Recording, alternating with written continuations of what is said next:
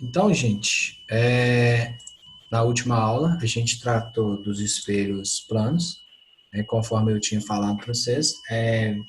Os espelhos esféricos eles são um pouquinho mais distintos do que os planos, tá? E a gente vai discutir um pouquinho sobre eles. O que são espelhos esféricos? É a primeira pergunta que surge para a gente, né? E espelhos esféricos, né, são espelhos que são formados em calotas esféricas. Estes espelhos se classificam em espelhos côncavos, quando a sua imagem é formada na parte côncava, na parte interna, na concha da esfera, e os convexos, quando a sua imagem é formada na parte fora da esfera. Então, alguns exemplos aqui, tanto de côncavo quanto de convexo, né, os côncavos em consultórios odontológicos, telescópios, projetores, entre outros. No caso dos espelhos convexos, retrovisores de automóvel, telescópios, entre outros que a gente pode citar.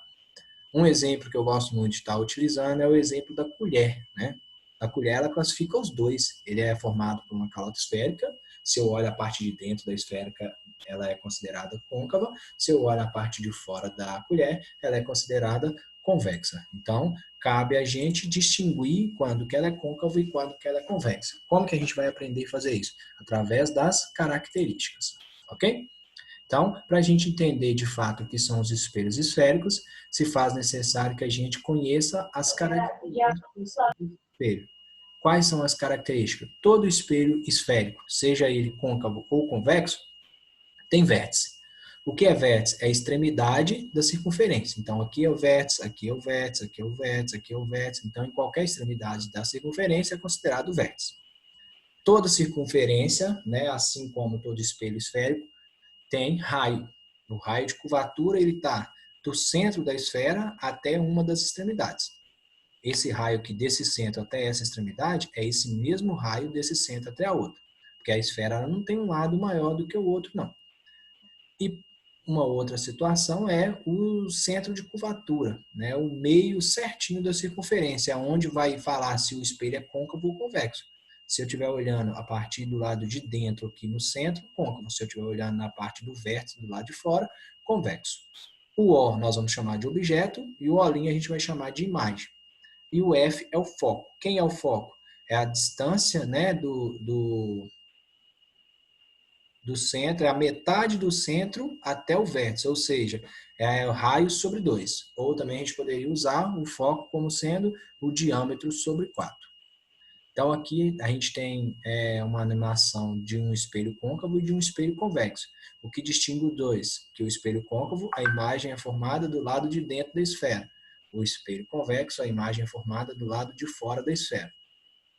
Vale ressaltar que a imagem ela vai ser sempre refletida sobre o próprio foco. O que distingue nas características da formação da imagem um espelho côncavo de um espelho convexo? Cada um dos dois tem suas respectivas características de imagem. O espelho esférico côncavo ele é um pouquinho mais complexo do que o convexo. Por que ele é mais complexo? Porque a formação da imagem vai depender da posição do objeto. Então, em todo espelho plano, nós temos cinco condições para colocar um objeto. Nós podemos colocar o objeto além do centro, que é o que está pedindo aqui agora, colocar sobre o próprio centro, entre foco e vértice e sobre o próprio foco. E aí a gente vai tentar entender o que acontece com a formação da imagem em cada um desses pontos. Então, no nosso primeiro caso aqui, nós temos o objeto colocado além do centro de curvatura. Aqui está o centro, o objeto está além. Quando o objeto está além, a sua formação da imagem vai ficar como? Ela vai incidir no espelho, refletir sobre o foco sempre, formando a imagem aqui. Lá nos espelhos planos, eu tinha falado que a imagem, independente da posição do objeto, ela seria sempre virtual, sempre direta, sempre do mesmo tamanho do objeto. Recapitulando o que era virtual e o que era direto. Virtual, quando a imagem é formada pós-espelho. Direta, imagem formada sempre de cabeça para cima e do mesmo tamanho do objeto, sempre, independente da posição ao qual o objeto era colocado. Já nos espelhos côncavos, né, os espelhos esféricos côncavos, a imagem ela vai oscilar de acordo com a posição do objeto. Nesse primeiro caso aqui, ela é real. Quando que a imagem é real? Ou a imagem é real ou ela é virtual. ou a imagem é direta ou ela é invertida. Se a imagem for real, ela também vai ser invertida. Se a imagem for virtual, ela também vai ser direta. Então, sempre que a imagem é real, ela é invertida. Sempre que ela é virtual, ela é direta. Nesse caso aqui, por que ela é real? Porque no virtual, a imagem é formada pós-espelho, do outro lado. Então, a imagem está sendo formada antes, ela está refletindo sobre o foco e a gente consegue notar ela aqui antes do espelho. Já se ela é real, então, o que ela vai fazer quando ela incide no espelho? Ela vai refletir e voltar para o mesmo meio, só que ela vai dar uma viradinha. Então, se ela estava em pezinha de cabeça para cima, o objeto, a imagem vai aparecer de cabeça para baixo. Então, ela vai ser invertida. Quando o objeto, então, é colocado além do centro, a imagem é real, invertida, menor que o objeto. Se o objeto for colocado sobre o próprio centro, reparem que pela animação aqui da figura, a imagem ela vai ser real ainda. Por que ela vai ser real? Porque ela está incidindo no espelho, refletindo sobre o foco e gerando a imagem. Só que ela continua invertida, porque quando ela bate no espelho e volta, ela vira, então ela ficou de cabeça para baixo. Só que nesse caso aqui, ó, diferente do caso anterior, que ela era menor que o objeto, ela ficou do mesmo tamanho. Então, uma coisa a gente já pode concluir aqui, que à medida com que o objeto vai aproximando-se do vértice, maior vai ficando a sua imagem. Terceiro caso aqui, quando o objeto for colocado sobre entre o centro de curvatura e o foco. Então, o objeto está entre o centro e o foco. A imagem continuou real e continuou invertida. Por quê? Ela incidiu no espelho, refletiu sobre o foco, formando a imagem. Só que com um porém, como eu aproximei mais do vértice, a minha imagem ficou maior. Então, à medida com que eu for aproximando do vértice, cada vez mais vai aumentando a imagem. Ainda com relação aos espelhos côncavos, quando o objeto for colocado entre o foco, então aqui está o foco e aqui está o vértice, então entre o foco e o vértice, está aqui de verdinho, tá? A imagem ela vai ser agora virtual. Por que ela se tornou virtual? Porque ela foi formada pós-espelho, ela está por detrás do espelho. Além dela ser virtual, ela também tem que ser direta. Ou ela é real e invertida, ou ela é virtual e direta. Então, se ela aqui é virtual, ela é direta. Só que reparem que, à medida com que a gente conseguiu notar que ela está aproximando do vértice, ela ficou ainda maior. Então, a imagem aumentou. Então, se eu deslocar esse objeto verde aqui, essa setinha, para o ponto 1, a minha imagem vai deslocar um pouquinho para trás aqui, mas ela vai aumentar ainda mais o seu tamanho. Então, quanto mais próximo do vértice a gente vai chegando, maior vai se tornando a imagem. E a quinta e última característica, né, é quando o objeto é colocado sobre o próprio foco. E daí, o que acontece com a formação da imagem quando o objeto é colocado sobre o foco? Nesse caso, não haverá formação de imagem. Por quê? Não sei se vocês repararam, em todas as situações anteriores, incidia sobre o espelho, refletia sobre o foco. Incidia sobre o espelho, refletia sobre o foco. Incidia no espelho, refletia sobre o foco. Então, se a imagem estiver sobre o próprio foco, não vai haver formação de imagens, ok? Já os espelhos convexos, eles são mais simples de entender, conforme eu tinha mencionado anterior, pelo simples fato de, independente da posição ao qual o objeto for colocado, a imagem não vai mudar a sua característica. Tá? Eu posso alterando o tamanho da imagem aqui, mas sempre respeitando essas três condições. Por exemplo, aqui o objeto, que é o homenzinho aqui, ele está de cabeça para cima, a imagem está de cabeça para cima. Ele está antes do espelho, a imagem está depois do espelho. Só que ele está maior, ele está num determinado tamanho e a imagem está menor do que ele. Então, as três características, independente da posição nos espelhos esféricos convexos, vai ser sempre virtual, porque foi formado depois do espelho. Haja visto que a imagem está sendo formada na calota esférica do lado de fora. Vai ser sempre virtual, formada atrás do espelho, direta, porque ela está de cabeça para cima, e ela vai ser sempre menor que o objeto. Aqui as equações de Gauss a gente já tinha discutido, né? E ficou um exemplo para a gente estar fazendo, que é esse daqui, né? Um objeto real de 5 centímetros de altura está colocado diante de uma lente convergente de distância focal 8 centímetros. Calcule a posição e a natureza da imagem, sabendo que a distância do objeto até a lente é de 12 centímetros, ok? Então, a gente já tinha iniciado esse exercício, né? O objeto, a altura do objeto é 5 centímetros, A distância focal 8 centímetros, a distância do objeto até o espelho era 12 centímetros e quer calcular qual é a distância da imagem até o espelho. Então, julgando pela essa formulazinha primeira que a gente tem aqui, ó, vai ficar 1 sobre a distância focal é igual a 1 sobre a distância do objeto até a imagem, mais 1 sobre a distância, perdão, 1 sobre a distância do objeto até o espelho ou até a lente, mais 1 sobre a distância da imagem até o espelho ou a lente. Então, resolvendo isso, substituindo 1 sobre F, 8, é igual a 1 sobre P, que é a distância do objeto até o espelho, 12, mais 1 sobre a distância da imagem até o espelho ou até a lente, que no caso é o que a gente quer descobrir. Então ficou, julgamos, né, isolamos o 1 sobre P', pegamos o 1 sobre P que estava positivo, julgamos para o outro lado da igualdade negativo, então ficou 1 sobre P' é igual a 1 sobre 8 menos 1 sobre 12. Então ficou, tira o mínimo múltiplo comum entre 8 e 12, dá 24. 24 dividido por 8 dá 3. 3 vezes 1, 3. Opa, 3 vezes 1, 3.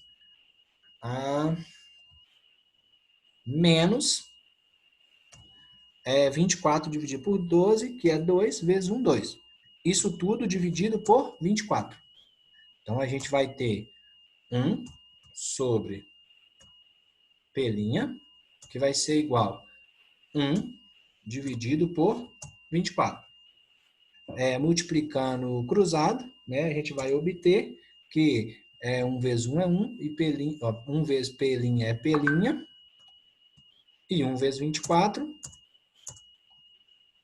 1 vezes 24 vai ser 24. Então, a distância da imagem até o espelho, ou até a lente, né, vai ser 24 centímetros. Ok?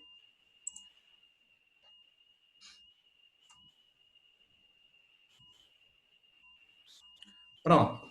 Exemplo 2, né? Fala o seguinte, um objeto real de 6 centímetros. Então, primeira coisa, 6 centímetros de altura. Quem é 6 centímetros de altura, então? É a altura do objeto, que a gente representa por Ozinho. Então, o valor de Ozinho, 6 centímetros. Beleza? É colocado a 30 centímetros de uma lente convergente de distância focal, 15 centímetros. Confere? Então, a gente já tem a distância focal e a gente já tem, né, a distância focal, que é o Fzinho, 30 centímetros, e a gente tem a distância do objeto, que é o P. A distância de P aqui vale 15 centímetros. Determine a posição da imagem e a altura da imagem. Nesse caso aqui, que é um pouquinho além. Então, a expressão é a mesma, né? 1 sobre F é igual a 1 sobre P mais 1 sobre P'. Então, substituindo 1 sobre F, que é 30, é igual a 1 sobre P, que é, 1 sobre P, que é 15, mais 1 sobre P', que é o que a gente quer descobrir.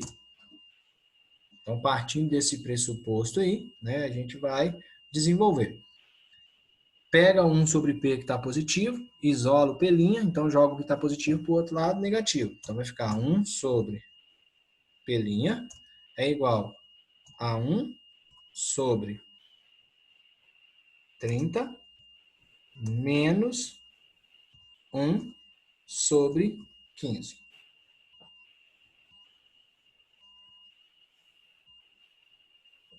Ah, não, gente, peraí. Aqui, ó, a distância focal, que é 15, e a distância do objeto é 30. Então, é 1 sobre 15, 1 sobre 30, 1 sobre P. Agora tá ok. Então, vai ser 1 sobre 15 menos 1 sobre 30. Mínimo múltiplo comum entre 15 e 30, dá quanto? Qual é o mínimo múltiplo comum entre 15 e 30? 30. 30, né? Então, vai ficar 1 sobre P' é igual, mínimo é 30. 30 dividido por 15 dá 2, menos 30 dividido por 30 dá 1. Isso tudo dividido por 30. Então, vai ficar 1 sobre P' é igual a 1 sobre 30. Então, quer dizer que a distância da imagem, a distância, oh Deus, a distância da imagem até o espelho ou até a lente é de 30 centímetros. Então, tá ok.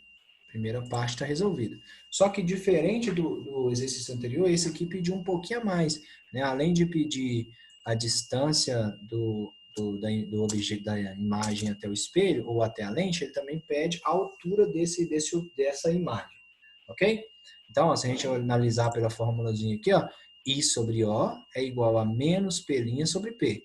A altura da imagem sobre a altura do objeto é igual menos a distância da imagem ao espelho sobre a distância do objeto ao espelho. Então, tá aqui.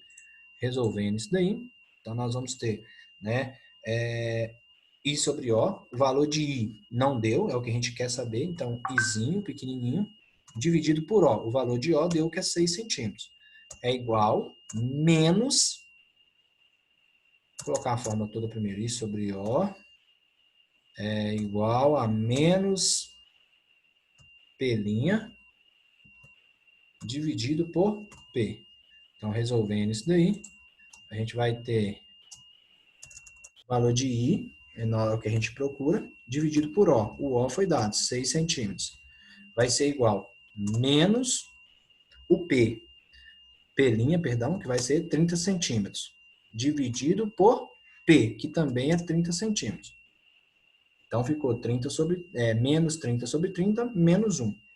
Então, a gente vai ter que 1 sobre 6, I sobre 6, perdão, dividido por 6, é igual a menos 1. Então, quer dizer que quanto que vai dar aí?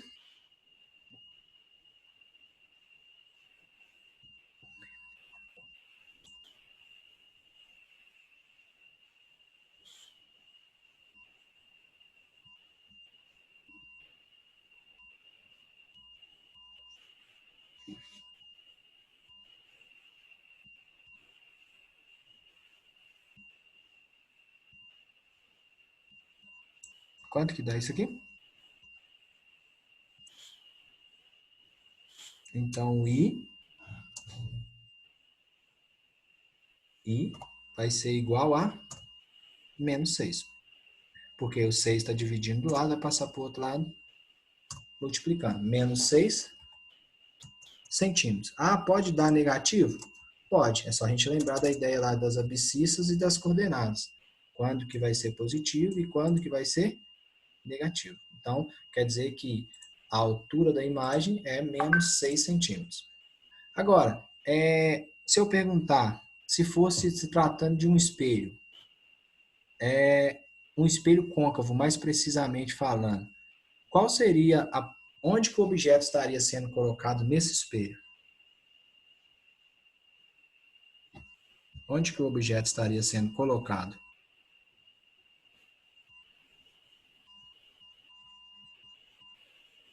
Alguém? No centro? No próprio centro. Por que que é no próprio centro? Se a distância do objeto até a imagem é de 30 centímetros e se a distância do objeto até o espelho é 30 centímetros, a distância da imagem até o espelho é 30 centímetros, e se a altura do objeto é 6 centímetros, a altura da imagem é 6 centímetros, a gente conclui que os dois são do mesmo tamanho. Então, em um espelho côncavo, a única condição onde o objeto vai ter o mesmo tamanho da imagem é quando ele for colocado sobre o próprio centro de curvatura. Ok? Então, por hoje a gente encerra. Na próxima aula a gente vai discutir um pouquinho sobre refração da luz, tá? É um conceito bem legal também. E aí a gente discute isso daí.